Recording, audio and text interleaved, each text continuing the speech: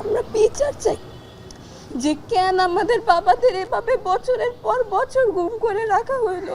কেন আমাদের বাবাদের অন্যায় কি ছিল? আদিবা ইসলাম ভেদির বাবার সাথে তার কোনো ঈদের স্মৃতি মনে নেই।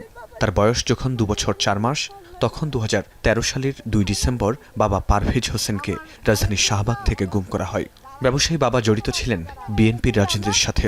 আপনাদের সামনে এখন কথা বলতে পারছি। 5 আগস্টের পর আয়নাঘর থেকে অনেকে মুক্তি পেলেও এখনো গুমের ভুক্তভোগী বহু পরিবারের ঈদ কাটে প্রিয় মানুষকে ছাড়া।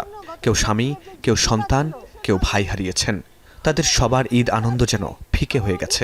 আমার ভাইগুলোকে কেন গুম করা হয়েছে আমি এটা অফিশিয়ালি জানতে চাই। আমার ভাইয়ের হাড্ডি চাই, আমার ভাইয়ের হাড্ডি সন্তান চাই। আমরা শুনতে চাই না যে অনেকজন মানুষকে বুড়িগঙ্গায় না সীতারক্ষায় ভাসিয়ে দেওয়া হয়েছে। আমরা শুনতে চাই তাদেরকে কারা টর্চার করেছে, তাদেরকে সিক্রেট ডিটেনশন সেলে কোন গ্রুপ টর্চার করেছে, তাদের সাথে তাদেরকে যদি জীবিত রাখা না হয় তাদেরকে কারা মেরেছে। ঈদ উল ফিতর উপলক্ষে মানবাধিকার সংগঠন মায়ের ডাকের শুভেচ্ছা বিনিময় ও মিলন মেলায় গত আওয়ামী লীগ সরকারের সময় গুম হওয়া পরিবারের অনেকের কণ্ঠে ছিল স্বজনকে খুঁজে পাওয়ার আরতি। এ সময় ঢাকা উত্তর সিটি কর্পোরেশনের প্রশাসক মোহাম্মদ এজাজ বলেন, পুরো দেশকেই জেলখানা বানিয়েছিল শেখ হাসিনা। এখন সমগ্র রাষ্ট্রের সবাই যদি আমরা একসাথে ঐক্যবদ্ধ না থাকি, তাহলে এই শহরটি আবার গুমের শহরে পরিণত হওয়ার কিন্তু সম্ভাবনা আছে আমরা মনে করি।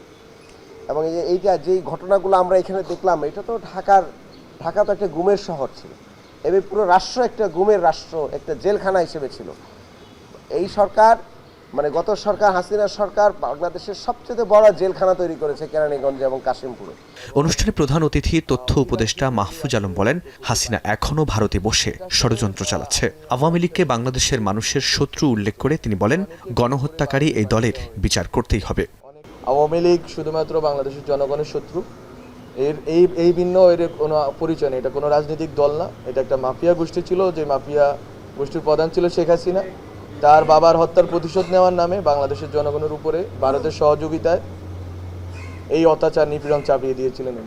আপনারা যদি থাকেন, মাঠে থাকেন, আমাদের সাথে থাকেন, আমরা আপনাদের সাথে থাকি, তাহলে বাংলাদেশের গণতান্ত্রিক যে এই অভিযাত্রা তৈরি হয়েছে এটা সফল হবে এবং আওয়ামী লীগের যে ফেসিজম আছে এটা ফিরে আসার পথ রুদ্ধ হবে।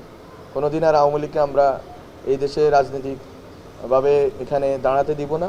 স্বৈরাচার আওয়ামী লীগ সরকারের সময় যারা গুমের সাথে জড়িত ছিল তাদের বিচার এই সরকারের আমলেই হবে বলে আশ্বাস দেন উপদেষ্টা মাহফুজ। যারা যেখানে ভিকটিমের ফ্যামিলিগুলো ভিকটিম হয়েছেন হাসিনার অত্যাচার নিপীড়নের ফেসিজমের। ফরহাদ বিন নূর, এখন, ঢাকা। মাঠের অলরাউন্ডার আমি, আর ঘরের allrounder Tilex. Tilex toilet cleaner, clean মানেই টাইলক্স।